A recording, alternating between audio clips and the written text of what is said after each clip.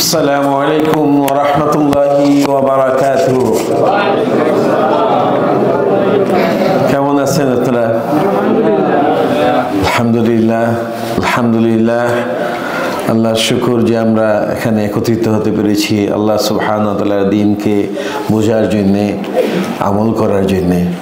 আলহামদুলিল্লাহ নাহমাদুহু ওয়া নাস্তাঈনুহু ওয়া নাস্তাগফিরুহু ওয়া নু'মিনু বিহি ওয়া নাতাওয়াক্কালু আলাইহি ওয়া নাউযু বিল্লাহি মিন শুরুরি আনফুসিনা ওয়া মিন সাইয়্যাতি আ'মালিনা মান ইয়াহদিল্লাহু ফালা মুদিল্লা লাহু ওয়া মান ইউদ্লিলহু ফালান তাজিদা লাহু ওয়ালিয়্যান Murshida. وأشهد أن لا إله إلا الله وحده لا شريك له وأشهد أن سيدنا ونبينا وشفيعنا وحبيبنا ومولانا محمد صلى الله تعالى عليه وعلى آله وصحبه أجمعين أما بعد. Muslim Ummah of North America, MONA, new York north zone কর্তৃক আয়োজিত আজকের এই অধিবেশনের দ্বিতীয় দিবস, এডুকেশন ক্যাম্পের দ্বিতীয় দিবসে উপস্থিত নিউ ইয়র্ক নর্থ জোনের সম্মানিত জোনাল এক্সিকিউটিভ ডিরেক্টর স্নেহভাজন জনাব মুমিন মজুমদার, উপস্থিত আছেন জোনের সম্মানিত প্রেসিডেন্ট আমাদের সবার প্রিয় রাশিদুজ্জামান ভাই, মঞ্চে উপবিষ্ট জোনের সম্মানিত দায়িত্বশীল ভাইয়েরা এবং আজকের এই অধিবেশনের প্রধান আকর্ষণ আমার সামনে উপবিষ্ট সম্মানিত বিভিন্ন পর্যায়ে দায়িত্বশীল ভাই এবং পর্দার আড়ালের বোনেরা। ওয়ান্স এগেইন আসসালামু আলাইকুম ওয়া রাহমাতুল্লাহি ওয়া বারাকাতুহু।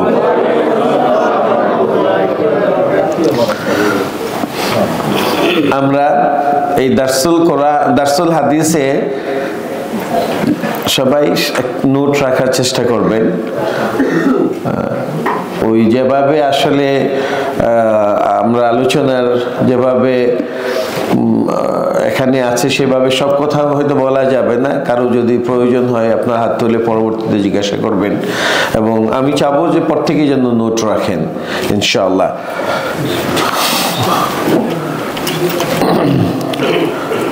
সম্মানিত ভাই এবং বোনেরা, আমাদের দারসুল হাদিসের বিষয় হচ্ছে choosing Islamic leadership, qualities and criteria. এটার আন্ডারে আমি 6টা হাদিস এনেছি, যেহেতু নির্দিষ্ট কোনো একটা হাদিস শুধু আনলে এটা অপূর্ণতা থেকে যাবে, সেজন্য আমি এই হাদিসগুলো আপনারা সবাই অন্তত রাবির নামগুলো লিখে নেবেন, পরবর্তীতে আপনারা ইনশাআল্লাহ আমরা প্রয়োজন হলে আমরা দেব, শেয়ার করব। যে হাদিসটি মেইন হাদিস হিসাবে এনেছি সেটি হলো আব্দুর রহমান ইবনু সামুরা রাদিয়াল্লাহু তাআলা আনহু قال قال لي رسول الله صلى الله عليه وسلم لا تسأل الإمارة। হযরত আব্দুর রহমান ইবনু সামুরা রাদিয়াল্লাহু তাআলা আনহু থেকে বর্ণিত, তিনি বলেন قال لي رسول الله صلى الله عليه وسلم, রাসূলুল্লাহ সাল্লাল্লাহু আলাইহি ওয়াসাল্লাম আমাকে ইরশাদ করেন লা তাসআলিল ইমারা, নেতৃত্ব, দায়িত্ব, লিডারশিপ চেয়ে নিও না। ফাইন্নাকা ইন উতিতাহা আন মাসআলাতিন, চেয়ে নেওয়ার ফলে যদি তোমাকে সেই দায়িত্ব দেওয়া হয়, উখিলতা ইলাইহা, তাহলে ওই দায়িত্বটা তোমার কাঁধেই চাপিয়ে দেওয়া হবে। ওটার দায়িত্ব, you are the sole responsible for that leadership. চেয়ে নেওয়ার ফলে সেখানে কোনো বারাকা থাকবে না এবং ওটি তোমার কাঁধে, তোমার উপর চাপিয়ে দেওয়া হবে। ওয়াইন উতিতাহা আন গায়রি মাসআলাতিন, এবং এই দায়িত্ব, নেতৃত্ব, কর্তৃত্ব, লিডারশিপ বা এটি যদি তোমাকে না চাওয়ার আন গায়রি মাসআলাতিন, যে তুমি চাওনি কিন্তু তোমার উপর অর্পিত হয়েছে, তাহলে ও আইনতা আলাইহা, আল্লাহর পক্ষ থেকে তোমার উপর সাহায্য আসবে, বারাকা আসবে, আল্লাহর পক্ষ থেকে সেই কাজে তুমি বারাকা পাবে। তাহলে এই হাদিসের ভিতরে দুটো জিনিস এখানে আমরা দেখতে পাই। নেতৃত্বের ব্যাপারে আল্লাহ রাসূল সাল্লাল্লাহু আলাইহি ওয়াসাল্লাম আব্দুর রহমান ইবনে সামুরা রাদিয়াল্লাহু তাআলা আনহুকে লক্ষ্য করে বলেছেন যে দায়িত্ব চেয়ে নেওয়া যাবে না। কি করা যাবে না? দায়িত্ব চেয়ে নেওয়া যাবে না। এখানে আগে আমি বলে রাখি, কিছু লোক হয়তো প্রশ্ন করবেন যে হযরত ইউসুফ আলাইহিস সালাম তো দায়িত্ব চেয়েছেন, আরো সাহাবীদের ভিতরে দুইজন আছে, ওগুলো এক্সেপশনাল, আমরা পরে আলোচনা করব। স্বাভাবিকভাবেই this is as usual, no one should ask position, কোনো পদ পজিশন এগুলো চাওয়া যাবে না। আর কেউ যদি চায় তাহলে সে নিজ দায়িত্বে চাইলো এবং ওইটাতে তাকে he has to take care of this thing, he will not get any বারাকা। আর যদি না চেয়ে কেউ যদি দায়িত্ব পায়, দায়িত্ব যদি তার উপর অর্পণ করা হয়, তাহলে আল্লাহ সুবহানাহু ওয়া তাআলার বারাকা সেখানে আসবে। এবার আমরা আসি এই হাদিসটি মুত্তাফাকুন আলাইহি। এই হাদিসটি আমি অলরেডি অনুবাদ করেছি, ওয়ার্ডগুলো আপনারা বুঝে নিন। আমি ওয়ার্ড বাই ওয়ার্ড আমি লেখার সময় পাইনি এখানে, কারণ আমি 45 স্লাইড এখানে আছে, আমি জানি না বলতে পারবো কিনা, এই জন্যে আমি ওয়ার্ডগুলো ওয়ার্ড বাই ওয়ার্ড আমি সাধারণত লিখি, কিন্তু যেহেতু নির্দিষ্ট কোনো একটা হাদিসের উপরে আমি করতে পারছি না, এখানে সবগুলো হাদিস একটা এট এ গ্লান্স একটা আইডিয়া দিতে হবে আপনাদেরকে, সেই জন্যে। জি, আমি এখানে সবই আছে, আমি সংক্ষেপে করার জন্য শুধু আমি ওই রেফারেন্সটা ওইভাবে দিচ্ছি। বুখারী মুসলিমের হাদিসের আর কোনো দরকার নেই, শুধু এতটুকুই যথেষ্ট। তারপর নাম্বার আছে, সবই আছে। জি, তাহলে প্রথম হাদিসের রাবি হচ্ছেন আব্দুর রহমান ইবনে সামুরা। এই হাদিসের ভিতরে দুটো জিনিস আমরা পেলাম, একটা হলো দায়িত্ব চেয়ে নেওয়া যাবে না, এবং কেউ যদি দায়িত্ব চেয়ে নেয় তাহলে এটা তার কাঁধের উপর এটি বর্তাবে, এবং দায়িত্ব যদি আল্লাহর পক্ষ থেকে আসে তাহলে সেখানে বারাকা হবে। এবং এই মুত্তাফাকুন আলাইহি, মুত্তাফাক আলাইহি বুখারী ও মুসলিম, এটাকে বলা হয় মুত্তাফাকুন আলাইহি। এবং মুস্তালাহুল হাদিস বা প্রিন্সিপালস অফ হাদিস নিয়ে আমি সংক্ষেপে 10-15 মিনিট কথা বলবো। দ্বিতীয় যে হাদিসটি আউফ ইবনে মালিক আল-আশজাঈ রাদিয়াল্লাহু তাআলা আনহুর বর্ণনা, এই হাদিসটিও অত্যন্ত চমৎকার একটি হাদিস। আল্লাহ রাসূল সাল্লাল্লাহু আলাইহি ওয়াসাল্লাম ইরশাদ করেন, খিয়ারু আইম্মাতিকুম আল্লাযীনা তুহিব্বুনাহুম ওয়া ইউহিব্বুনাকুম, তোমাদের মধ্যে উত্তম দায়িত্বশীল হলো তিনি বা তারা যাদেরকে তোমরা ভালোবাসো। ফলোয়ার যারা, কর্মী যারা আছে, কর্মীরা যে দায়িত্বশীলকে ভালোবাসেন, এবং তারাও দায়িত্বশীলরা তাদেরকে ভালো, তুহিব্বুনাহুম ওয়া ইউহিব্বুনাকুম, এবং ওই দায়িত্বশীলদেরকে কর্মীরা ভালোবাসে এবং কর্মীদেরকেও দায়িত্বশীলরা ভালোবাসেন।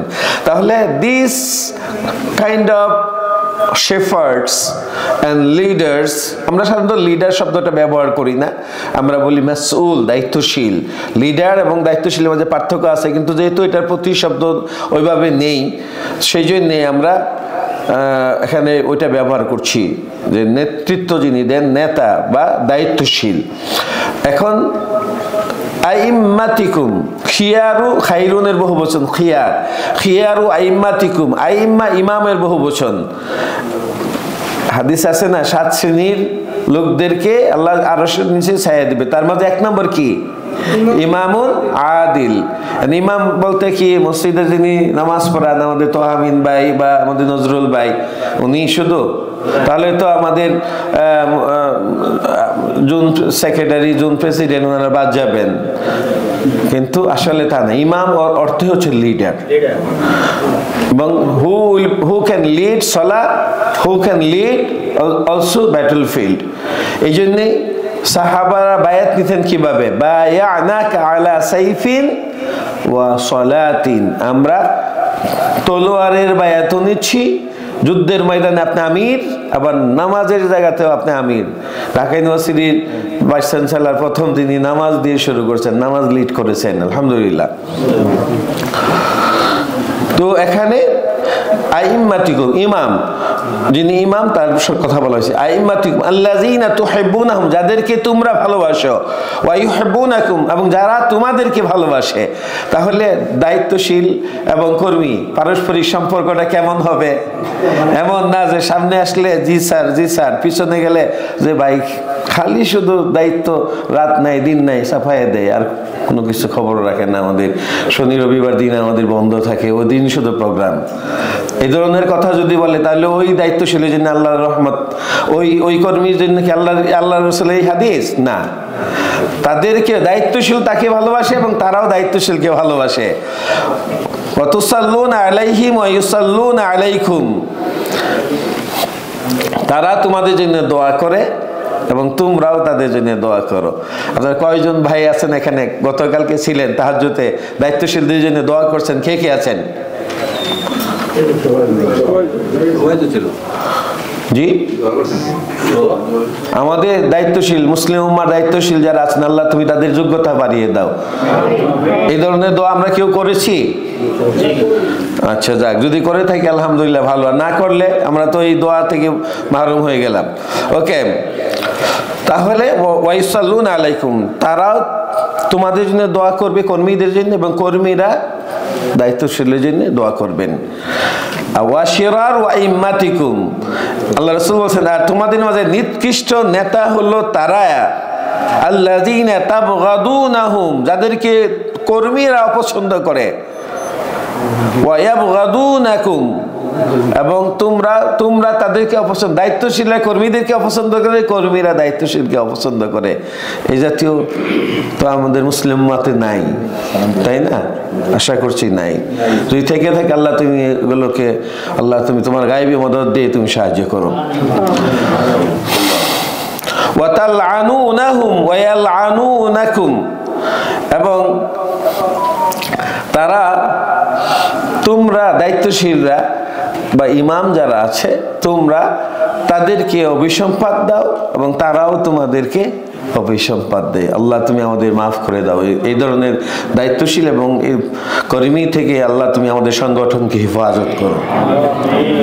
কুলনা ইয়া রাসূলুল্লাহ, তখন সাহাবারা বললেন ইয়া রাসূলুল্লাহ আফালা নুনাবিদুহুম, ইয়া রাসূলুল্লাহ আমরা কি তলোয়ারের সাহায্যে তাদের মোকাবেলা করব না? কেউ দায়িত্বশীলের কথা শুনবে না, এটা হয় তলোয়ার দিয়ে সোজা করে ফেলবো, অথবা দায়িত্বশীল এমন বাঁকা হয়ে যাবে, দায়িত্বশীল আমাদের কথা শুনবে না, আমরা তাকে পছন্দ করি না, তারপরেও উনি দায়িত্বশীল থাকে কেমনে, দেশের রাষ্ট্রপ্রধান কেমনে থাকে, বা সংগঠনের দায়িত্বশীল কেমনে থাকে? আল্লাহ রাসূল বলছেন না না, লা মা আকামু ফিকুমুস সালাত, যতক্ষণ পর্যন্ত নামাজ পড়ে, কারণ নামাজ যদি কেউ ছেড়ে দেয় সে সরাসরি কুফরিতে চলে গেল, কিন্তু নামাজ যদি পড়ে আপাতত তার বিরুদ্ধে তলোয়ার নিয়ে যাওয়ার দরকার নাই। অনেকগুলো পদ্ধতি আছে, সেগুলো অবলম্বন করা যাবে। ইল্লা মান ওয়ালিয়া আলাইহি ওয়ালিন ফারাহু ইয়াতি শাইয়্যাম মিন মা'সিয়াতিল্লাহি ফালইকরা, যদি কেউ কোনো দায়িত্বশীল এমন কাজ করে যেটাকে দেখে আপনার অপছন্দ হয়, তাহলে তার জন্য আপনি দোয়া করবেন যেন আল্লাহ সুবহানাহু ওয়া তাআলা তাকে এই থেকে, এই ঘৃণ্য কাজ থেকে আল্লাহ সুবহানাহু ওয়া তাআলা হেফাজত করেন। ওয়ালা ইয়ানজাআন্না ইয়াদাম মিন তাআতি, তবে আনুগত্য তুলে নেওয়া যাবে না, কারণ বিশৃঙ্খলা তৈরি হবে, এবং তার জন্য দোয়া করতে থাকতে হবে। আব্দুর রহমান ইবনে আউফ প্রতি রাত্রে 70 জন সাহাবী তার সাথে, উনি ওদের নাম ধরে ধরে দোয়া করে তারপর উনি ঘুমাতে যেতেন। তাহলে এই দ্বিতীয় হাদিসটি থেকে আমরা বুঝলাম যে দায়িত্বশীল, সত্যিকারের ভালো দায়িত্বশীল হলো, আর রোল মডেল দায়িত্বশীল হলো তারা যারা কর্মীদেরকে ভালোবাসে এবং কর্মীরা দায়িত্বশীলকে পছন্দ করে। দায়িত্বশীল কর্মীদের জন্য খোঁজখবর নেয়, তাদের জন্য দোয়া করে, এবং কর্মীরা দায়িত্বশীলের খোঁজখবর নেয়। অনেকেই আছেন যে অনেক আমাদের অধস্তন দায়িত্বশীল আছে অসুস্থ, কিন্তু ঊর্ধ্বতন যারা আছেন খোঁজখবর নেয় না। এটা অনেক সংগঠনই আছে, কিন্তু আলহামদুলিল্লাহ আমাদের বাংলাদেশেও দেখেন আলহামদুলিল্লাহ সবাই কিন্তু এখন প্রশংসা বাড়ছে। বাংলাদেশ জামাত ইসলামী বাংলাদেশ সবার প্রশংসায় বাড়ছে, কারণ জেলখানাতেও যারা আছে তাদের খোঁজখবরও সংগঠন নিচ্ছে তাদের। তাহলে এটি হলো সত্যিকারের আমাদের বৈশিষ্ট্য, ইসলামী নেতৃত্বের বৈশিষ্ট্য। আমরা পরে আরেকটা হাদিস, তাহলে প্রথম হাদিসটা কার বলেন? দ্বিতীয় হাদিস ওকে, মাশাআল্লাহ মাশাআল্লাহ, ভেরি গুড। মাঝে মধ্যে একটু জিজ্ঞাসা করব। তৃতীয় হাদিস যেটা হযরত আয়েশা রাদিয়াল্লাহু তাআলা আনহা থেকে বর্ণিত, তিনি বলেন قال النبي صلى الله عليه وسلم إذا أراد الله بالأمير خيرا جعل له وزير صدق। আল্লাহ যখন কোন নেতা বা দায়িত্বশীলের কল্যাণ চায়, সুবহানাল্লাহ, এই হাদিসটা পড়ে মানে আমার কাছে আমার গা লোম দাঁড়িয়ে গিয়েছিল। আসলে কত মারাত্মক কথা আল্লাহ রাসূল সাল্লাল্লাহু আলাইহি ওয়াসাল্লাম বলছেন। আল্লাহ যখন আপনার কল্যাণ চাবে, আপনি দায়িত্বশীল মানে আপনি বস না, আপনার কাঁধে অনেক দায়িত্ব, আর কর্মী তার দায়িত্ব নাই, আর আমরা প্রত্যেকেই দায়িত্বশীল। আল্লাহ কুল্লুকুম রাঈন ওয়া কুল্লুকুম মাসউলুন আন রাইয়াতিহি, you all are responsible and you all will be asked at the day of judgment regarding your responsibility. প্রত্যেকে দায়িত্বশীল কোনো না কোনো পর্যায়ে, চ্যাপ্টারে দায়িত্বশীল, সাব চ্যাপ্টারে দায়িত্বশীল, ঘরের হেড অফ হাউস হোল্ড দায়িত্বশীল, ওয়াইফ যিনি আছেন উনার দায়িত্বশীল, আবার ওয়াইফ স্বামীর দেখাশোনার দায়িত্বশীল।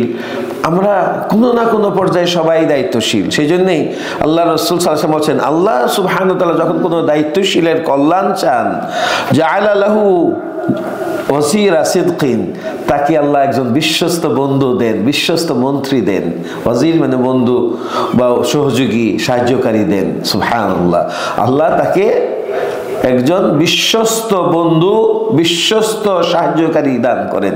সুবহানাল্লাহ, যেভাবে হযরত মূসা আলাইহিস সালাম চেয়েছিলেন যে আমাকে আমার ভাই হারুনকে দাও, সে আমার হেল্প করবে, কারণ সে আফসাহু মিন্নি, কথা সুন্দর করে বলতে পারে। আমার জিহ্বা তো পুড়ে গেছিল, ওই যে ফেরাউনে সেই পরীক্ষা করছিল, সেই সময় আগুন তাকে মুখে দিতে হয়েছে, উনি দিতে চাচ্ছিলেন না, কিন্তু জিবরিল সেটা দিয়েছেন, না হয়তো মেরে ফেলতো। তাহলে এখানে বিশ্বস্ত বন্ধু, একজন দায়িত্বশীল, দায়িত্ব চালাতে গেলে তার বিশ্বস্ত কিছু বন্ধুর প্রয়োজন, যারা সবসময় 24/7 তার সহযোগিতা করবে। এবং যারা সত্যিকারের দায়িত্বশীল, আল্লাহ যাদেরকে পছন্দ করেন, যাদের দিয়ে আল্লাহ খেদমত নিতে চান, তাদেরকে আল্লাহ সুবহানাহু ওয়া তাআলা এই বিশ্বস্ত বন্ধু দান করেন। সুবহানাল্লাহ, আল্লাহ আমাদের সবাইকে দান করে দাও, আমিন। ইন নাসিয়া যাক্কারাহু, দায়িত্বশীলরা তো মানুষ নাকি ফেরেশতা? তারা যদি কোনো জিনিস ভুলে যায় তাহলে কি ওই বন্ধু এসে স্মরণ করিয়ে দেন। সুবহানাল্লাহ, আল্লাহ রাসূল কত চমৎকার করে বলেছেন, ইন নাসিয়া যাক্কারাহু ওয়া ইন যাকারা, যদি মনেও থাকে, দায়িত্বশীলের মনে আছে, কিন্তু ওই বন্ধু এসে তাকে সহযোগিতার হাতকে বাড়িয়ে দেয়। সুবহানাল্লাহ, আল্লাহর রাহমা। এই জন্য এই দায়িত্ব একটা আমানত, এবং আল্লাহ সুবহানাহু ওয়া তাআলা বলেছেন, ইন্নাল্লাহা ইয়া'মুরুকুম আন তুওয়াদ্দুল আমানাতি ইলা আহলিহা, আমানত যথাযথভাবে পালন করার জন্য, পৌঁছে দেওয়ার জন্য এটা আল্লাহ পাক আদেশ করেছেন। এবং এই আমানত যদি পালন করতে না পারার কারণে আবু যর রাদিয়াল্লাহু তাআলা আনহুকে দায়িত্ব দিতে না করেছেন আল্লাহ রাসূল, তুমি দুর্বল, তুমি দায়িত্ব নিও না, কারণ তোমার এটা আখিরাতের জন্য, এটা তোমার জন্য কল্যাণ করা হবে না। ওয়া ইযা আরাদাল্লাহু বিহি গায়রা যালিকা, এবং আল্লাহ যদি কোনো দায়িত্বশীলের এটার টোটালি অপোজিটটি চান, আল্লাহ রাসূলের ভাষা, লিঙ্গুইস্টিক স্টাইল দেখেন, এখানে বলেননি যে অকল্যাণ যদি চান, আল্লাহ কারো অকল্যাণ চাই, এটা এই শব্দটা ইন হান্না লা নুরিদু, কোরআনে আয়াত আছে না সূরা জিন, আশাররুন উরিদা বিমান ফিল আরদি আম আরাদা বিহিম রাব্বুহুম রশাদা। তাহলে এখানে শাররুন উরিদা বিসিগাতিল মাজহুল, খারাপ জিনিসের নিসবত আল্লাহর দিকে হয় না। এই জন্যে যদি অকল্যাণ যদি চাওয়া হয় তাহলে জাআলা লাহু ওয়াজিরা সুইন, একজন দুষ্ট প্রকৃতির বন্ধু তাকে জুটিয়ে দেয়। দেখেন না, এই দায়িত্বশীল বলতে শুধু আমাদের দায়িত্বশীল না, রাষ্ট্রের, তারপরে বিশ্ববিদ্যালয়ের ভিসি যদি খারাপ হয়, তার প্রো ভিসি এমন শয়তান আসে যে তারে 12টা বাজায়, আছে কি না? কারণ আমি যেহেতু একাডেমিক ফিল্ডের লোক, আমি জানি। আর যদি ভিসি যদি ইখলাসের সাথে কাজ করে, তা দেখা গেল যে প্রো ভিসি ট্রেজারার তারা জান প্রাণ ত্যাগ দিয়ে কাজ করে, রাত নাই দিন নাই, আমরা 12টা নাই 1টা নাই কাজ করেছি। বিশ্ববিদ্যালয়ের ছাত্র উপদেষ্টা ছিলাম যখন, আর বিশ্ববিদ্যালয়ের ছাত্র উপদেষ্টা ইসলামী বিশ্ববিদ্যালয় এটা প্রো ভিসি লেভেলের পদ, কাজে সার্বক্ষণিক আমরা কাজ করতাম, 12টা নাই 1টা নাই। আর রমজান মাস আসলে মারামারি হতো, ওই মাসটা শেষের দিকে মারামারি। আমাদের মুজুমদার এখানে আছেন আলহামদুলিল্লাহ, তারপরও আমাদের সংগঠন ছেলেরা, ছাত্র শিবির যারা ছিল, তাদের উপর জুলুম হয়েছে অনেক, শহীদ হয়েছে অনেক, আল্লাহ তাদেরকে কবুল করো, আমিন। তাহলে খারাপ বন্ধু, দায়িত্বশীল যদি অকল্যাণ যদি আল্লাহ চায়, তাহলে কি তাকে এমন একজন বন্ধু জুটিয়ে দেয় যে একজন বন্ধু যথেষ্ট তার সবকিছু ম্যাচ করার জন্য। ইন নাসিয়া লাম ইউযাক্কিরু, সে যদি ভুলে যায় তাকে স্মরণ করায় দেয় না। ওয়া ইন যাকারা লাম ইউইনহু, এবং যদি মনেও আছে, কিন্তু মনে থাকার পরেও চিন্তা করবো যে একটু আগায় আসি, হেল্প করি, না, হেল্প করবে না। তাহলে এখানে দুই শ্রেণীর দায়িত্বশীলের কথা বলা হয়েছে, যে কিছু দায়িত্বশীল আছে যাদেরকে আল্লাহ ভালোবাসেন, তাদের কল্যাণ চান, তাদের জন্য সুন্দর তাদের সহযোগী আল্লাহ পাক নির্ধারণ করে দেন, যারা ভুলে গেলে ঠিক করে দেয়, স্মরণ করে দেয়, আর স্মরণ থাকলে সাহায্যের হাত বাড়িয়ে দেয়। আর টোটালি অপোজিট সিনারি হচ্ছে কিছু দায়িত্বশীল যাদের সোয়াব যারা করে, যাদের ইখলাসের অভাব আছে, যারা দায়িত্বশীল রাষ্ট্রীয় হতে পারে, সংগঠনের হতে পারে, যারা তাদের সহযোগীগুলো এমন আসে যে সহযোগিতার সবসময় তাকে ভেজালের ভিতরে রাখে, সার্বক্ষণিক প্রেসারে রাখে, যদি ভুলে যায় তাহলে তাকে স্মরণ করিয়ে দেয় না, আর স্মরণ থাকলে তাকে সাহায্যের হাত বাড়ায় না। তাহলে এই হাদিসটি কার? হযরত আয়েশা রাদিয়াল্লাহু তাআলা আনহার হাদিস। আরেকটা হাদিস হচ্ছে আবু মুসা আশআরী রাদিয়াল্লাহু তাআলা আনহু, এই হাদিস নাম্বার 4, قال دخلت على النبي صلى الله عليه وسلم, আমি আল্লাহ রাসূল সাল্লাল্লাহু আলাইহি ওয়াসাল্লামের ঘরে প্রবেশ করলাম, আনা ওয়া রাজুলান মিন বানি আম্মি, এবং আমার দুই চাচাতো ভাইয়ের ছেলে, কাজিন সহ আমি রাসূলুল্লাহ সাল্লাল্লাহু আলাইহি ওয়াসাল্লামের ঘরে প্রবেশ করলাম। فقال احدهما, এই কাজিন দুইজনের একজন আল্লাহ রাসূলকে বললেন, ইয়া রাসূলুল্লাহ আমিরনা আলা বা'দি মা ওয়াল্লাকাল্লাহ, আল্লাহ সুবহানাহু ওয়া তাআলা আপনাকে যে ক্ষমতা দিয়েছেন, সেই ক্ষমতা থেকে আমাদেরকে কোথাও দু এক জায়গায় পাঠান, কমান্ডার বানান, দায়িত্বশীল বানান। শুধু অন্যদেরকেই দিচ্ছেন, কিছু ভাগ আমাদেরকেও দেন। ওয়াকাল আল আখার মিসলা যালিকা, দ্বিতীয় জন একই কথা বলল, কি দায়িত্ব চেয়ে নিচ্ছে না? আল্লাহ রাসূলকে বললেন যে আল্লাহ তো আপনাকে অনেক পাওয়ার দিয়েছেন, অনেক ক্ষমতা আপনার, তাহলে কিছু ক্ষমতা আমাদেরকেও দেন, দু এক জায়গায় কমান্ডার বা দায়িত্বশীল শেফার্ড বানান। হ্যাঁ,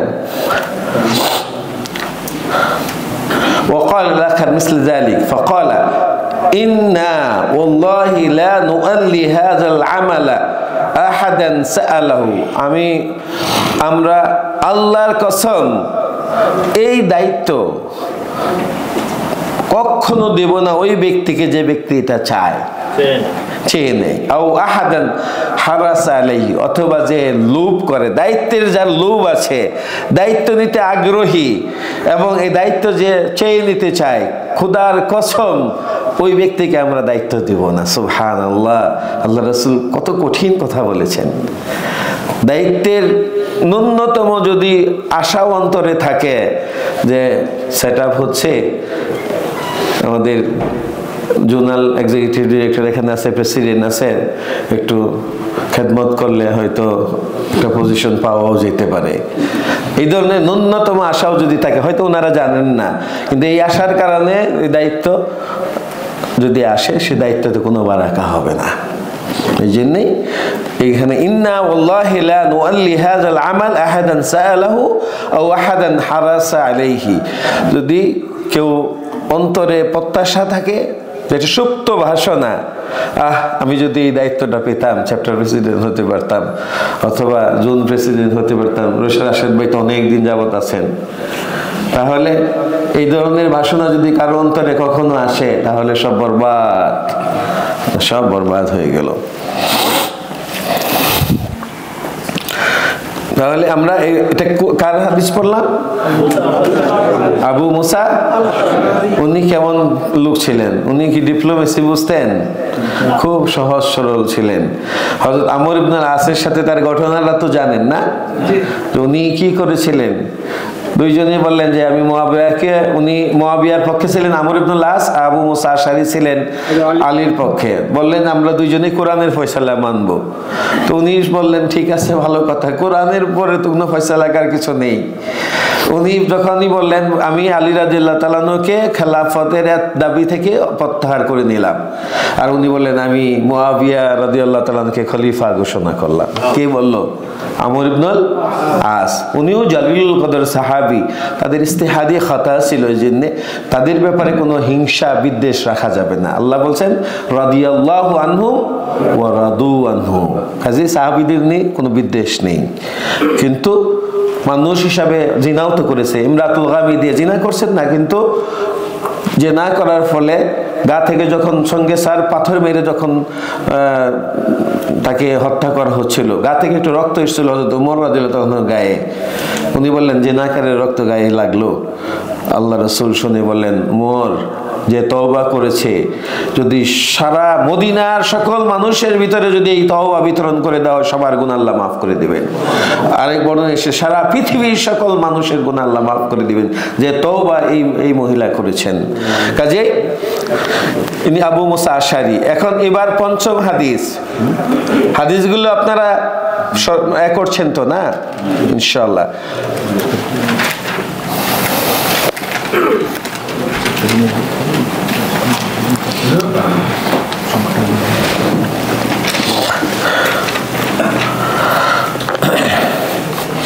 পঞ্চম হাদিস আবু যর গিফারী রাদিয়াল্লাহু তাআলা আনহু, তিনি বলেন ক্বালা কুলতু ইয়া রাসূলুল্লাহ আলা তাস্তামিলনি, আলা তাস্তামিলনি। তিনি বললেন, আবু যর রাদিয়াল্লাহু তাআলা, আবু যর গিফারী নাম তো শুনেছেন তাই না? উনি একজন অত্যন্ত জালিলুল কদর সাহাবী ছিলেন। ওনার উপর একটা মিথ্যা অভিযোগ দেওয়া হয়, উনি ইসলামী সমাজতন্ত্রের প্রবর্তক অনেকেই বলে। উনি অর্থনৈতিকভাবে উনি খুবই ছিলেন, উনি মাল জমানোকে পছন্দ করতেন না, এই জন্যই তাকে আবার কমিউনিজমের দিকে নিয়ে যায় অনেকে, আস্তাগফিরুল্লাহ। উনি অত্যন্ত, এবং ওনার ব্যাপারে অনেকেরই ভুল ধারণা ছিল সাহাবীদের ভিতরে কিছু।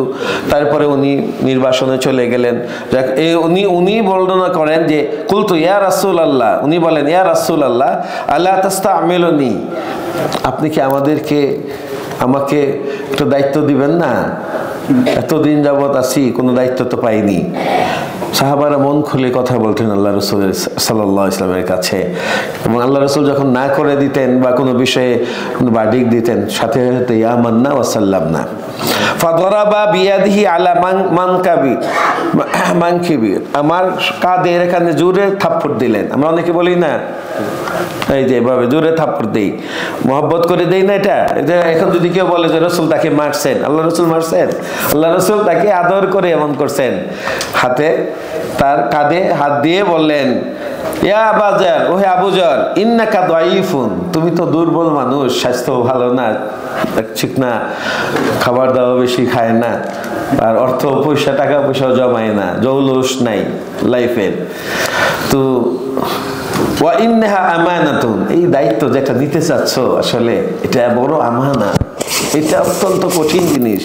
ওয়া ইন্নাহা ইয়াউমাল কিয়ামাতি খিজিয়ুন ওয়া নাদামা, এবং এই দায়িত্ব কিয়ামত দিন লাঞ্ছনা এবং অবমাননার কারণ হয়ে দাঁড়াবে অধিকাংশ মানুষের জন্য। ইল্লা মান আখাযাহা বিহাক্কিহা, ব্যতিক্রম শুধু তারাই যারা এর যথাযথ হক আদায় করতে পারবে।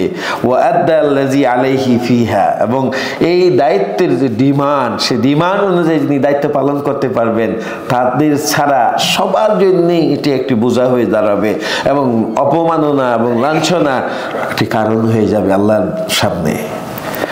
তাহলে উনি এখানে নিরুৎসাহিত করলেন আবু যর মতো জলিলুল কদর সাহাবীকে আল্লাহ রাসূল নিরুৎসাহিত করলেন। 6 নম্বর হাদিস, আবু হুরায়রা রাদিয়াল্লাহু তাআলা আনহুর হাদিস। তিনি আবু হুরায়রা তো সবাই চিনেন, তাই না? চিনেন? কে কে চিনেন?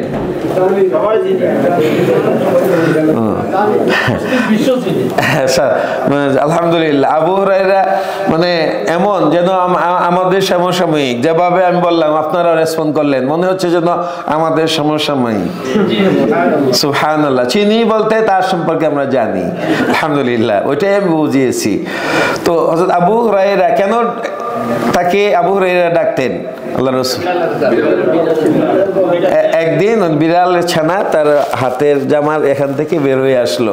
আল্লাহ রাসূল দেখলেন, দেখার পরে বললেন, ইয়া আবু হুরায়রা, ও আবু হুরায়রা। এই নামটা এখন প্রসিদ্ধ হয়ে গেছে, তার আসল নাম অনেকে জানেই না। কি না? আব্দুর রহমান ইবনে সাখার। ওকে। আন্না রাসূলুল্লাহ সাল্লাল্লাহু আলাইহি ওয়াসাল্লাম قال, রাসূল সাল্লাল্লাহু আলাইহি ওয়াসাল্লাম বলেন, ইন্নাকুম সাতাহরিসুনা আলাল ইমারা, ইনডিড, নিশ্চয়ই তোমরা দায়িত্ব পাবার জন্য অনেকেই উদ্গ্রীব হয়ে আছো। তোমাদের ভিতরে এটা মানে হিউম্যান নেচার, এটা স্বভাব সুলভ মানুষের যে একটা দায়িত্ব পেতে চায়। ওয়াসাতাকুন নাদামাতান ইয়াউমাল কিয়ামা, কিন্তু এই দায়িত্বই তার লজ্জার কারণ হয়ে যাবে কিয়ামতের দিন। তাহলে এখানে উৎসাহিত করলেন না নিরুৎসাহিত করলেন? নিরুৎসাহিত করা হলো। তাহলে আমরা কয়টা হাদিস পেলাম? 6টা হাদিস পেলাম, আলহামদুলিল্লাহ। এই 6টা হাদিসের আলোকেই আমরা কথাগুলো, আমাদের আলোচনা শেষ এখন। শুধু বা আমরা আর বাকি কয়টা আছে? আর 38টা স্লাইড আছে, আলহামদুলিল্লাহ। জি, তাহলে এখন আব্দুর রহমান ইবনে সামুরা, আমরা সব সাহাবীর জীবনী তো এখানে বলতে পারবো না, সময় নাই। শুধু আচ্ছা আমি একটু জিজ্ঞাসা করি, উম্মুল মুমিনিন আয়েশা রাদিয়াল্লাহু তাআলা আনহা, ওনাকে আল্লাহ রাসূল একটা প্রিয় একটা ডাক নামে ডাকতেন কুনিয়াতে, এটা কি? মাশাআল্লাহ। আবার আরেকটা নামেও ডাকতেন সংক্ষেপ, যাকে আরবিতে বলা হয় আয়েশ। কে বলছেন? মাশাআল্লাহ, হাসান তা শেখ, মাশাআল্লাহ। তো উনি তো মুহাদ্দিস ছিলেন, ওনার সম্পর্কে সংক্ষেপে আলোচনা। আর আবু হুরায়রা রাদিয়াল্লাহু তাআলা আনহু সম্পর্কে একটা প্রসিদ্ধ একটা কথা বলে আমি শেষ করছি আবু হুরায়রার জীবনী। সেটা হলো, একবার উনি তো আসহাবে সুফা ছিলেন, তাই না? আসহাবে সুফা যারা গড় পরিবার পরিজন কিছুই ছিল না। আবু হুরায়রা রাদিয়াল্লাহু তাআলা খাবার থাকতো না, মাঝে মধ্যে 3 দিন 4 দিন পর্যন্ত খাবার জুটতো না, রাস্তায় পড়ে থাকতেন, কাঁপতেছেন। সবাই মনে করতো মৃগী রোগী। কি মনে করতো? মৃগী রোগী। মৃগী রোগীর গায়ে নাকি পাড়া দিলে ও ভালো হয়, তো সবাই এমন করতো। রাস্তা দিয়ে আবু বকর রাদিয়াল্লাহু গেছেন, উমর রাদিয়াল্লাহু গেছেন, কেউ খেয়াল করেননি। কিন্তু আল্লাহ রাসূল সাল্লাল্লাহু আলাইহি ওয়াসাল্লাম যখন গেলেন, হাতে ধরে তুললেন, আবু হুরায়রা তুমি কাঁপতেছো, কতদিন যাবত তুমি খাওনি? আবু হুরায়রা রাদিয়াল্লাহু তাআলা বললেন, ইয়া রাসূলুল্লাহ, 3 দিন যাবত আমার খাবার জুটেনি, আমার পেটের ভিতরে পাথর বেঁধে রাখছি, সবাই মনে করছে যে আমি মৃগী রোগী, আমার ঘাড়ে হাতে পাড়া দিয়ে যাচ্ছে, মনে করছে যে আমি অসুস্থ, কিন্তু আমার খোদার তাড়নার কারণে আমি এইভাবে পড়ে আছি রাস্তায়, কেউ বুঝতে পারেনি। আল্লাহ রাসূল সাল্লাল্লাহু আলাইহি ওয়াসাল্লাম তাকে দেখে নিলেন এবং তার রাসূল সাল্লাল্লাহু আলাইহি ওয়াসাল্লাম তার নিজের পেট দেখালেন যে আমিও, আমার 3 দিন যাবত আমার বাসাতেও রান্না হয়নি, আমারও 3টা পাথর বাঁধা পেটের ভিতরে। চলো হযরত আবু আইয়ুব আনসারীর বাসায় চলে গেলেন। আবু আইয়ুব আনসারী রাদিয়াল্লাহু তাআলা আনহু, উনি তখন বাগানে ছিলেন। তার স্ত্রী যখন শুনলেন আল্লাহ রাসূল এসেছেন, আল্লাহ রাসূল সাল্লাল্লাহু আলাইহি ওয়াসাল্লাম বললেন, আবু আইয়ুব, আমার সাহাবারা কিছু খায়নি, কিছু খাবারের ব্যবস্থা করো। উনি খুশিতে নিজের যে দুম্বা উনি জবাই করে দিলেন, সবার জন্য খাবারের ব্যবস্থা করলেন।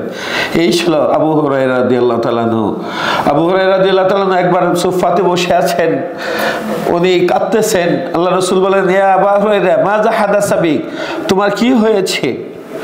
আবু হুরায়রা বললেন, ইয়া রাসূলুল্লাহ, আমার মা সবসময় আপনাকে গালি দেয়, কিন্তু আজকে এত বেশি গালি দিয়েছে, এত বেশি কার্সিং করেছে যে আমি নিজেকে আর সহ্য করতে পারছিলাম না। আপনি আমার মার জন্য দোয়া করেন যাতে হিদায়াত নসিব হয়। আল্লাহ রাসূল সাথে সাথে বললেন, আল্লাহুম্মা হাদি উম্মা আবি হুরায়রা, হে আল্লাহ তুমি আবু হুরায়রার মাকে তুমি হিদায়াত নসিব করো। দেখেন সাহাবাদের কি বিশ্বাস ছিল। সাথে সাথে দৌড়িয়ে উনি বাড়িতে গেলেন যে আল্লাহ রাসূল দোয়া করেছেন, নিশ্চয়ই আমার মা হিদায়াতের পথে আছেন। গিয়ে দেখেন যে উনি শাওয়ার নিচ্ছেন এবং শাওয়ার থেকে বের হয়ে গোসল করে উনি বলেন, আশহাদু আল্লা ইলাহা ইল্লাল্লাহু ওয়া আশহাদু আন্না মুহাম্মাদান আবদুহু ওয়া রাসূলুহু। তারা সবচেয়ে বেশি হাদিস বর্ণনা করেছেন আবু হুরায়রা রাদিয়াল্লাহু তাআলা আনহু। আর এই আব্দুর রহমান ইবনে সামুরা তিনি ফতে মক্কার সময় ইসলাম গ্রহণ করেছেন। তো আমি আবু হুরায়রার একটা কথা বলছিলাম, আবু হুরায়রা রাদিয়াল্লাহু তাআলা আনহুর এই অবস্থা সবসময় ছিল না। ওমর রাদিয়াল্লাহু তাআলা আনহুর সময় তিনি বাহরাইনের গভর্নরও ছিলেন, মদিনার গভর্নর ছিলেন। আল্লাহ সুবহানাহু ওয়া তাআলা তাকে অনেক সম্পদ দিয়েছিল। এত বেশি সম্পদ ছিল, হযরত ওমর রাদিয়াল্লাহু তাআলার কাছে অভিযোগ আসলো যে এত টাকা কই পাইল উনি তো খুব গরিব ছিলেন। উনি হযরত ওমর রাদিয়াল্লাহু তাআলা আনহু তাকে প্রথমেই বললেন ঠিক আছে, তাকে অব্যাহতি দিয়ে দায়িত্ব থেকে মুলতবি রেখে তারপরে তার ইন্টারভিউ নেই। উনি ইন্টারভিউ নিলেন, তারপরে তদন্ত করে দেখা গেল কোনো কিছু নেই, উনি ব্যবসা করে উনি ওইটি করেছেন, অর্জন করেছেন। এবং তারপরে ওমর রাদিয়াল্লাহু তাআলা বললেন তোমাকে আবার গভর্নর নিয়োগ দেওয়া হলো। উনি বললেন আমি আর গভর্নর হতে চাই না। তাদের কি ঈমান ছিল, সুবহানাল্লাহ। তো এখানে আব্দুর রহমান ইবনে সামুরা 14টা হাদিস উনি বর্ণনা করেছেন। আমি এখানে আর বিস্তারিত যাচ্ছি না, তার জীবনী অনেক কথা এখানে আছে, আমি ওটাও বলতে চাই না, যেহেতু আমার সময় ওর আধা ঘন্টাও নাই। আধা ঘন্টা আছে, জি আলহামদুলিল্লাহ। আমি মনে করছিলাম যে সময় প্রথম দিকে একটু আপনারা দেরি করেছেন, এই জন্য দেরিতে শুরু হয়েছে। এখন আচ্ছা হাদিস, মুস্তালাহুল হাদিস নিয়ে আলোচনা আর করবো না। আচ্ছা আপনারা বলুন শুধু যে বুখারী শরীফের কথা বললাম, বুখারী শরীফের নাম কি কেউ বলতে পারবেন এখানে? বুখারী, ইমাম বুখারীর নাম বলিনি আমি, বুখারী শরীফ যেটা বলছি, আল জামে যেটা, ওইটার নামটা কি পুরা নাম? জি সহিহুল বুখারী তো এটা সবাই জানে, তাহলে তো আমি জিজ্ঞাসা করতাম না। ওকে আমি বলে দিচ্ছি, আল জামিউ সহিহুল মুসনাদুল মুখতাসারু মিন উমুরি রাসূলিল্লাহি সাল্লাল্লাহু আলাইহি সাল্লাম ওয়া সুনানিহি ওয়া আইয়ামিহি। ইমাম বুখারীর সেই বুখারাতে গেলাম তো ওখানে অনেককে জিজ্ঞাসা করলাম, কেউ বলতে পারেনি। কারণ বুখারী ওই যে ফিহি কুল্লু শাই ইল্লা তাফসীর, তাফসীর রাজি সম্পর্কে বলা হয়, তো বুখারাতে ফিহি কুল্লু শাই ইল্লা ইমাম বুখারী। ইমাম বুখারী এত নেগলেক্টেড ওখানে। তো দেখ গবেষণা হচ্ছে, নতুন সেন্টার হচ্ছে। তারপরে যেমন কাশাফুর জামুক শারীরের জন্ম ওখানে ওই বুখারায়। তো উনি ওনার তাফসীরের নাম সবাই শুধু কাশাফ জানি, কাশাফ আন হাকাইক গাওয়ামিদিত তানজিল ওয়া উয়ুনিল আকাবিল ফি উজুহিত তাআবিল। এত লম্বা নাম দেখে সবাই বলে এটা তো কেমন, জীবনে তো শুনিনি। তো আমরা আমাদের সময় তো আমরা নোট এত কিছু পেতাম না, তো ওই সময় দু একটা নোট বের হয়েছে মাত্র। তো একজন দেখি উর্দু আমরা তো উর্দুতে পড়েছি, তখন একজন লিখছে কাশাফে ভুলে লিখছে কালসাফ, কাশাফে কালসাফ। তো আমার কাছে এসে বলতেছে যে কালসাফের এটা তো খুব ইম্পর্টেন্ট, এটা পড়তেছি কালসাফ। আমি বলি কালসাফ কি ভাই? কালসাফ জানেন না আপনি, তাহলে কেমনে ভালো রেজাল্ট করবেন, আপনি ফার্স্ট হচ্ছেন সবসময়। বললাম না ভাই আমি তো কালসাফ পড়িনি। পরে আমাকে বললো যে কাশাফ। আমি বললাম আমি তো কাশাফ, আপনি কালসাফ কোথায় পাইলেন? এই যে বইয়ের ভিতরে লেখা আছে। আমি বইয়ে যা লেখা সবই কি সঠিক? যাই হোক, তো এখানে আমরা হাদিসের ক্ষেত্রে আমরা যে সহিহ হাদিস তো আমরা জানি অথেন্টিক হাদিস, তাই না? সহিহ হাদিস সহিহ হওয়ার জন্য কয়টা কন্ডিশন? কে বললেন তিনটা? আচ্ছা ভাই, আচ্ছা আর আপনি? পাঁচটা। তো সংখ্যা কমতেছে বাড়তেছে, তো কি আপনারা এখন কে বলবেন? একটা ফাইনাল কথা বলেন কয়টা দেখি, তারপরে আমি বলবো। জি বোনেরা কি আছেন আমার সাথে?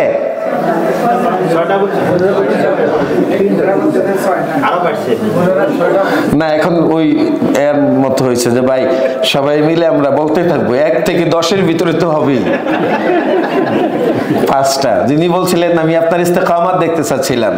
মাত্তাসালা সানাদুহু মিন আদলিন দাবিতিন গায়রা ইল্লাতিন ওয়ালা শুযুজিন। ইত্তিসালুস সানাদ, রাবি উনি আদেল হতে হবে, জাস্ট হতে হবে, তার ধীশক্তি খুব প্রখর হইতে হবে, হাদিসটা মুআল্লাল হবে না, হাদিসটা শায হবে না। ওইগুলো আর অনেক ডিটেলস আলোচনা। তো এই 5টা কন্ডিশন থাকতে হবে, 3টা পজিটিভ 2টা নেগেটিভ। আর এখানে ধীশক্তি কমে গেলে তখন হাদিস সহি, এটা হাসান থেকে এটা সহি থেকে এটা হাসানে চলে যাবে। তারপরে আজিজ, হাদিসে মশহুর, মুতাওয়াতির, মশহুর, আজিজ, গরিব, এইগুলো অনেক বর্ণনা আছে। এখন অল্প সময় বেশি থাকলে আমি ভাবছিলাম হয়তো কিছু আলোচনা করব, যেটা লিখে নিয়ে আসছিলাম। তাহলে মুস্তালাহ হাদিস নিয়ে আর কোনো কথা নেই, আমরা কথা বলছি না। তো আমরা এবার বলি ইমাম বুখারী কতগুলো হাদিস বর্ণনা করেছেন? 5374। উনি 5374 ইমাম বুখারী তাকরার রিপিট সহ 7397টি। তারপর ইমাম মুসলিম 4000, তিরমিজি 3812, আবু দাউদ 4800, নাসাই 5761 এবং ইবনে মাজাহ 4349। এখানে আমি জাস্ট একটা ধারণা দেওয়ার জন্য আনছি। এবার দেখেন এখানে সবচেয়ে বেশি হাদিস কার আছে দেখেন তো, খুঁজে বের করেন। জি কত হাদিস কে বলতে পারবেন? 5374টি হাদিস। সুবহানাল্লাহ, মুকসিরিন সবচেয়ে বেশি। এবার আমরা আসি, আচ্ছা আমরা হাদিসের মুস্তালাহুল হাদিস এগুলো আমরা সংক্ষেপে একটু আলোচনা করলাম।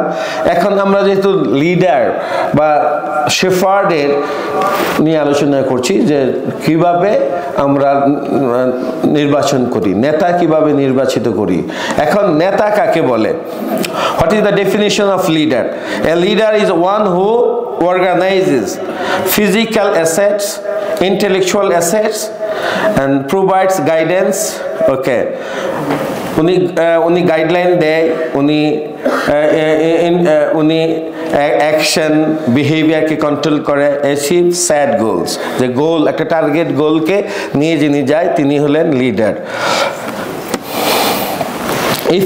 Effectiveness of leadership, leadership characteristics দেখেন 3টা। লিডার যদি কর্মী না থাকে, ফলোয়ার যদি না থাকে, তো ওই লিডারের দাম আছে? নাই। আবার ফলোয়ার থাকতে হবে, আবার ফলোয়ার আছে লিডার নাই, ওইটাও হবে না। আবার এটার সাথে সাথে আপনার সিচুয়েশনটাও, একজন আদর্শ লিডার বা আদর্শ দায়িত্বশীল যিনি সিচুয়েশনকে কন্ট্রোল করতে পারে, মুক্তাজায় হাল যিনি সিদ্ধান্ত দিতে পারেন, সেটি হলো একজন আদর্শ দায়িত্বশীল। এখন responsibilities of leadership, okay, participation, এবং পার্টিসিপেশন সকল কাজেই তার পার্টিসিপেশন থাকবে। আমি শুধু অর্ডার দিলাম আর কোনো কিছুতে নাই, তাহলে উনি আদর্শ লিডার না। আমি ইসলামী লিডারশিপ পরে আসতেছি, আমি ইন জেনারেল আমি আলোচনায়। 1 নম্বর কি থাকবে? Planning. Leader should check out a plan, একটা সুন্দর প্ল্যান থাকতে হবে। লিডারশিপ যিনি থাকবেন তিনি কি করতে চাচ্ছেন সারা বছরে, তার একটা প্রি প্ল্যান, একটা আউটলাইন তাকে দিতে হবে কর্মীদের সামনে। তারপরে ইমপ্লিমেন্টেশন অফ প্ল্যানস, প্ল্যান দিলাম, এখন প্ল্যান, দ্য বেস্ট প্ল্যান যদি দিতে পারি তাহলে 50% সাকসেস।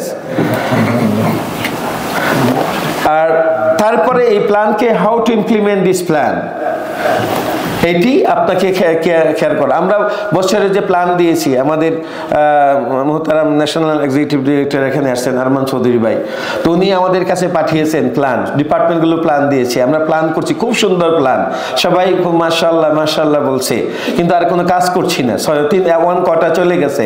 তাহলে কি এটা হলো? তাহলে আমাদের কমিউনিকেশনটা ওইভাবে হলো না। তারপরে ফলো আপ করা, এখন দায়িত্বশীলরা ফলো আপ করতেছেন, এই ফলো আপ থাকতে হবে, একজন লিডারশিপের এই 3টা কাজ থাকতে হবে। তারপর কমিউনিকেশন, পার্টিসিপেশন, এবারে communication, and communication leader must communicate at 3 levels with higher bodies, shura, national level, with workers or state members, with experts of different fields. অনেক সময় আমি we will be facing so many challenges and obstacles, তখন কি করব? আমি এক্সপার্টের কাছে যেতে হবে, ওখানে শুধু আমাদের কর্মীদের কাছে বসে থাকলে হবে না। with different ages and ethnicity and graders, এখন শুধু উনি যদি আমাদের শুধু মুরব্বীদের আর ভাইদের নিয়ে বসে থাকেন, তাহলে তো ইউথ চিলড্রেন, ইয়াং সিস্টার কি অবস্থা হবে? কাজে সবার কাছেই যেতে হবে। একজন আদর্শ লিডারকে, যে লিডার আমরা চাই, আমাদের যে লিডারশিপ যেটা হযরত রাসূলুল্লাহ সাল্লাল্লাহু আলাইহি ওয়াসাল্লামের ছিল, সাহাবায়ে কেরাম, ওমর রাদিয়াল্লাহু আনহু সহ, খালিদ সাইফুল্লাহ তাদের। তারপর প্রবলেম সলভিং, তৃতীয়টা হলো একজন আদর্শ লিডার, তিনি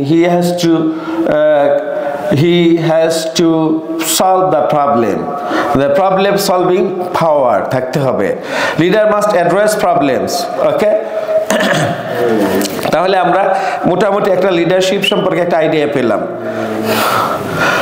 এখন আপনারা জানেন ওই যে আমাদের মামুন আল আজমি ভাইয়ের একটা ছেলে মারা গেছেন, নাবিল একটা বই লিখছিল যে সেখানে 11টা কোয়ালিটি উনি উল্লেখ করেছেন প্রফেট সাল্লাল্লাহু আলাইহি ওয়াসাল্লামের, top 11 qualities of authentic leadership. এই 11টা লিডারশিপ, এটা এত বেশি মার্কেট পেয়েছিল, সারা ওয়ার্ল্ডে এই বইটা অনেক চলেছে। হ্যাঁ, নাম্বার 1 ইন্টিগ্রিটি, ট্রাস্টওয়ার্দি। রাসূলুল্লাহ সাল্লাল্লাহু আলাইহি ওয়াসাল্লাম উনি কেমন লিডার ছিলেন? উনি কি ট্রাস্টওয়ার্দি ছিলেন? সবার কাছে ছিলেন, ইভেন তখন ব্যাংক ছিল না, রাসূল সাল্লাল্লাহু আলাইহি ওয়াসাল্লামের কাছে কাফের মুশরিকরা টাকা জমা রাখতো। তা আমাদের লিডারদেরকে ট্রাস্টওয়ার্দি হতে হবে। এ ভিশন দ্যাট ইন্সপায়ার্স, আমাদের একটা ভিশন থাকতে হবে, মিশন এন্ড ভিশন, এন্ড ভিশনটা থাকবে short term, mid term and long term vision. Servant leadership, and leadership দুই ধরনের, একটা হলো রিওয়ার্ড লিডারশিপ, একটা হলো servant leadership. And reward leadership, যে আমি কাজ করতেছি, ও ভালো ডিগ্রি আছে, ভালো কিছু আছে, একটা পজিশন তাকে দেওয়া দরকার, এটা কি ভেরি ডেঞ্জারাস। এখন সার্ভেন্ট লিডারশিপ আমাদের থাকতে হবে।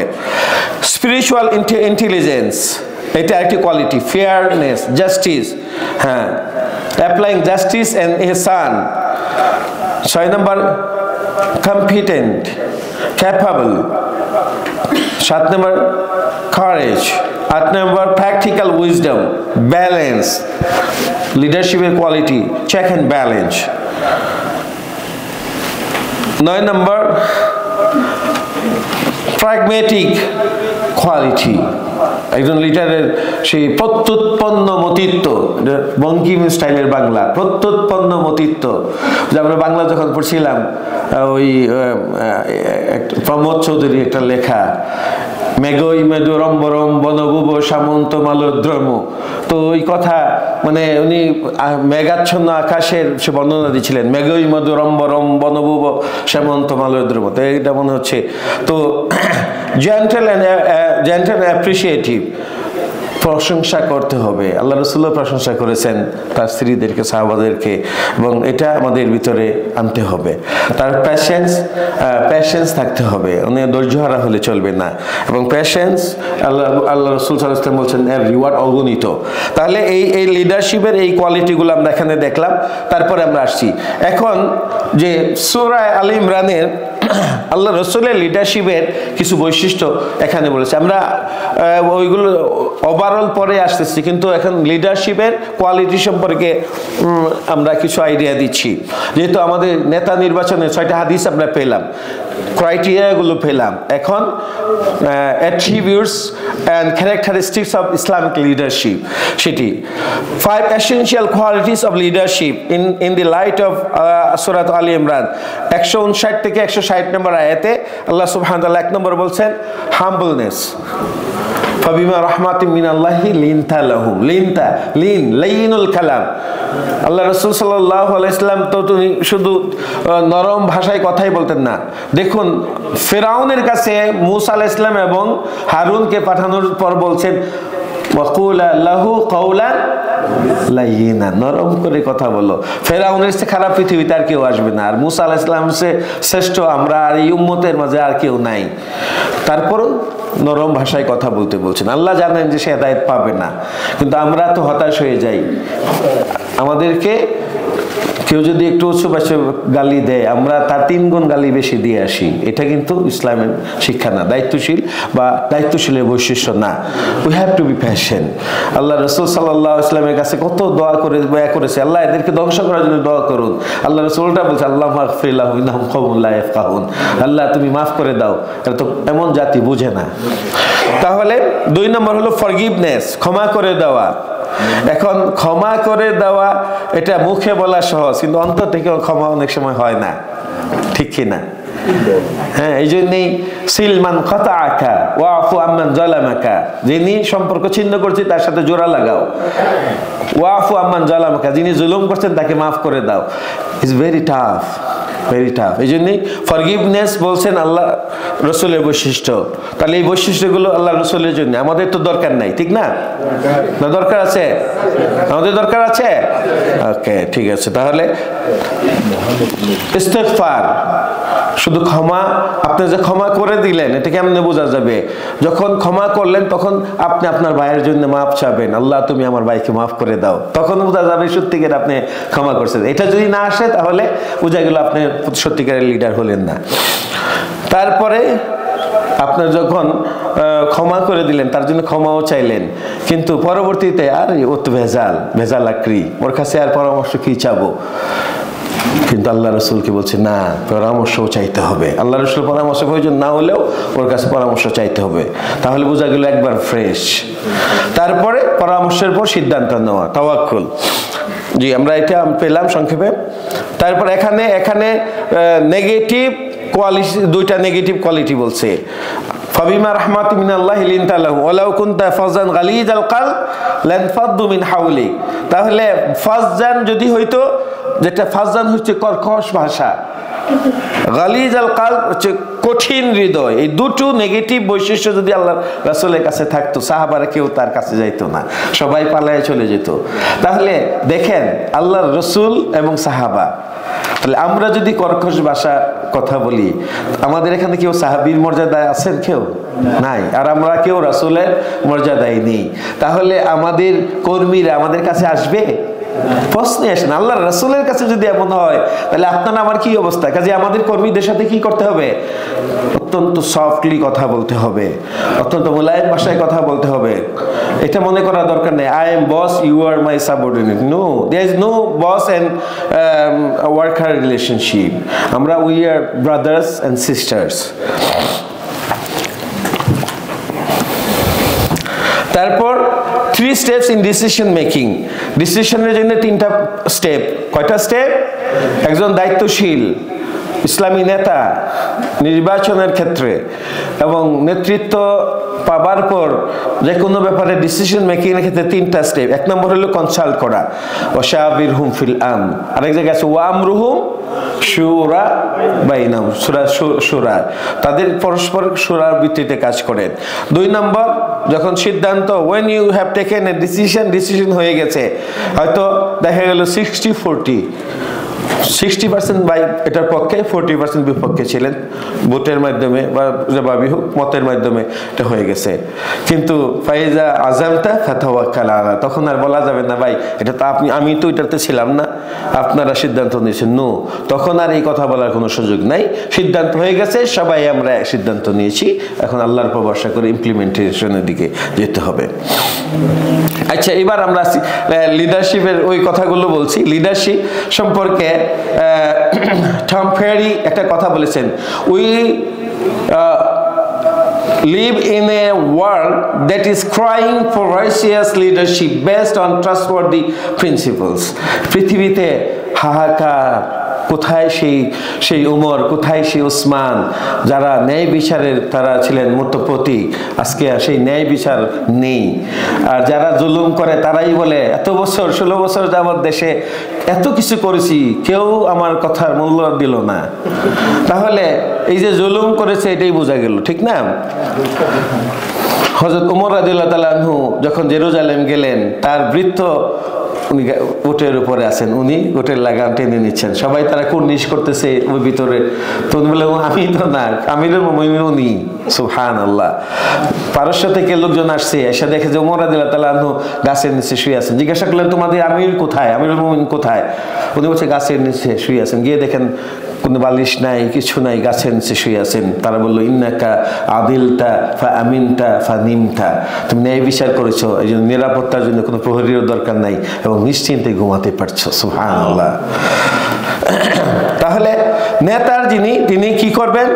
Two guide, to conduct and to direct. A leader is he who knows the way, goes the way and shows the way. একজন নেতা কি করবেন? Who knows the way, goes the way and shows the way. তিনটা কাজ, তিনি to guide, to conduct and to direct. তাহলে Islamic লিডারশিপের আমরা যদি সাধারণত নেতৃত্ব হচ্ছে একজন ব্যক্তি মানুষের নানান গুণাবলীর সমাবেশের মাধ্যমে একটি দলের বা সংগঠনের লক্ষ্য উদ্দেশ্য অর্জনের জন্য সমন্বিত প্রচেষ্টা চালানো। একা না, অনেক নেতা আছে যে ভাই আমি কর্মীদেরকে কোনো কাজে লাগাই না, আমি একাই সব করে ফেলি, তাহলে হি ইজ নট গুড লিডার। সবাইকে ইনভলভ করতে হবে এবং নেতৃত্বে থাকতে হবে উনি। He will be supervising leader, Islami leader যিনি সেটা।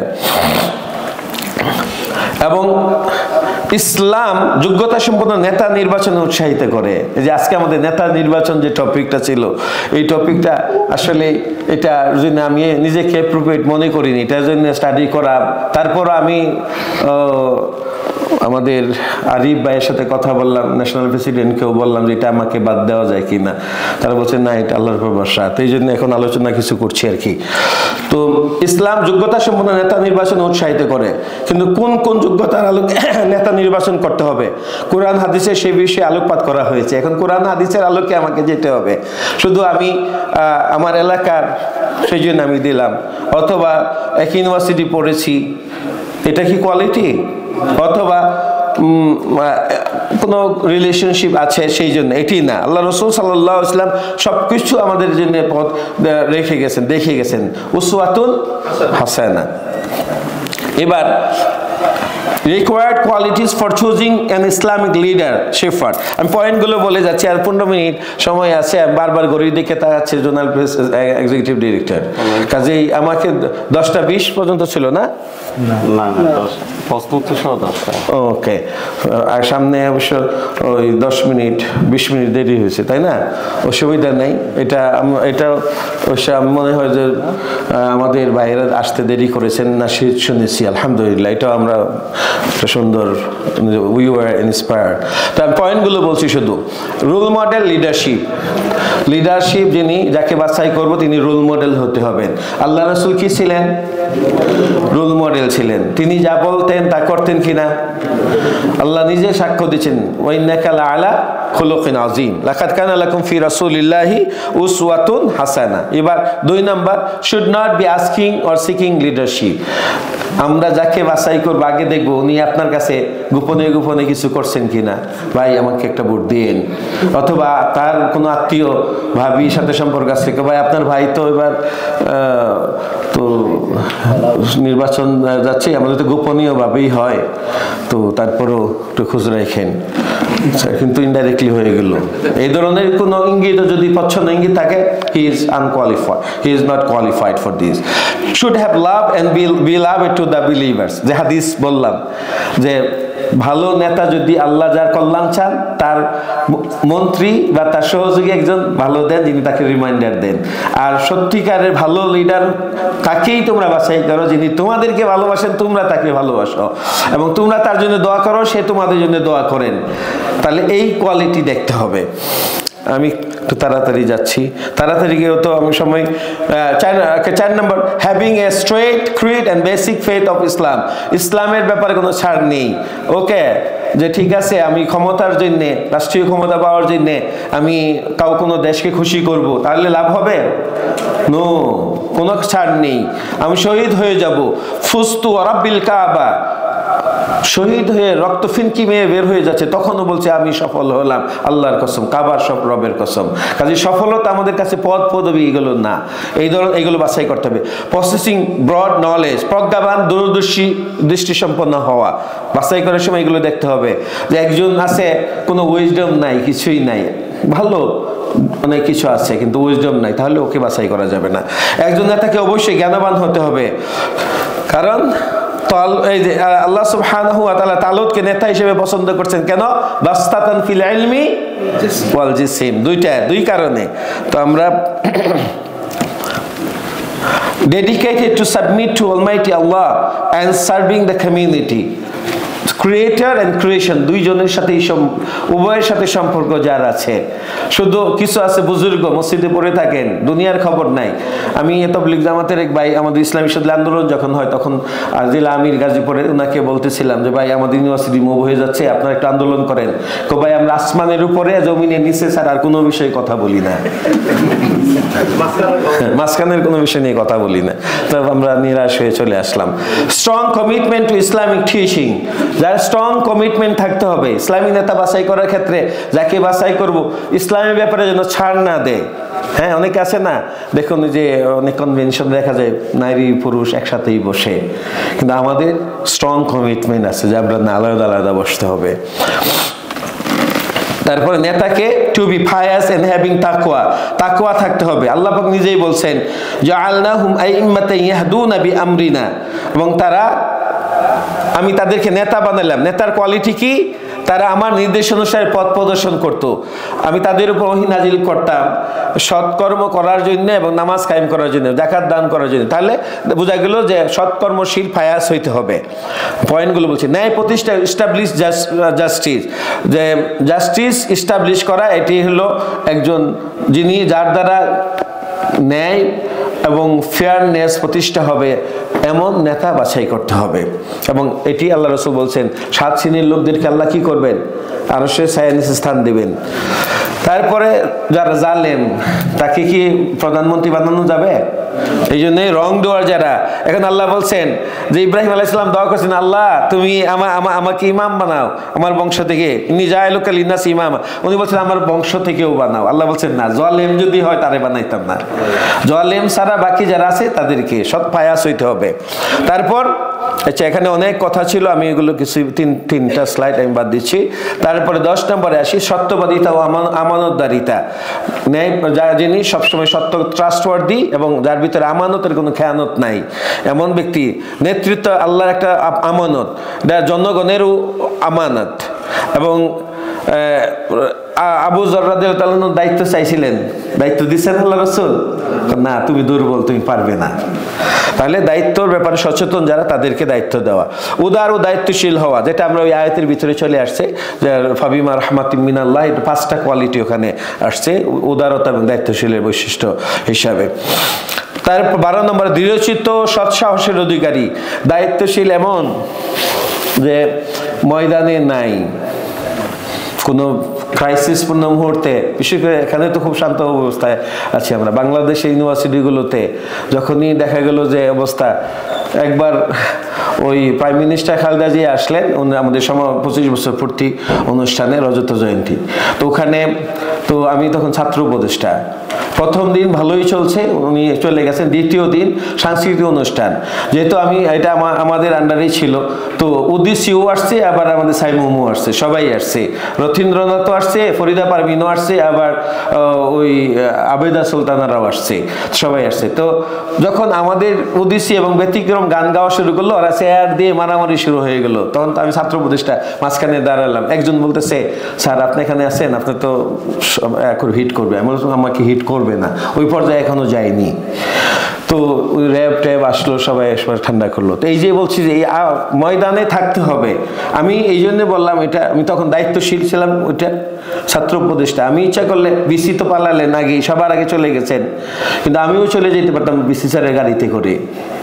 কিন্তু আমার সংগঠনের যে ছেলেগুলো যারা মানে খেয়ে না খেয়ে সারাক্ষণ কোনো কিছু হলে সকল অবস্থাতে আমাদের পাশে দাঁড়াতেন, আমাদের কাছে আসতেন, তো সেই তাদেরকে রেখে আমি যেতে পারিনি।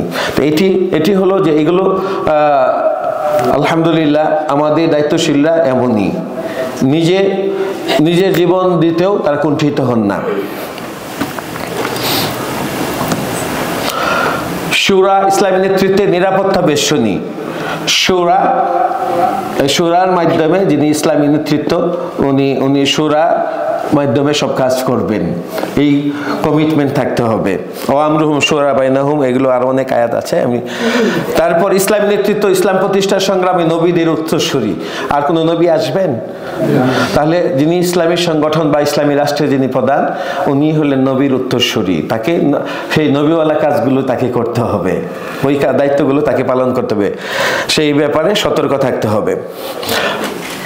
15 নম্বর, কথা অনুরূপ কাজ ইসলামী নেতৃত্বের প্রধান ভূষণ। কথা বললাম একটা, করলাম আরেকটা। লিমা তাকুলুনা মা লা তাফআলুন, সেটি করা যাবে না। এগুলো মানে সামঞ্জস্যপূর্ণ হইতে হবে। মানুষের কল্যাণ কামনা ইসলামী নেতৃত্বের বিশেষ বৈশিষ্ট্য। আল্লাহ রাসূল সাল্লাল্লাহু আলাইহি ওয়াসাল্লাম বলেছেন, দ্বীন ওয়ান নাসিহা।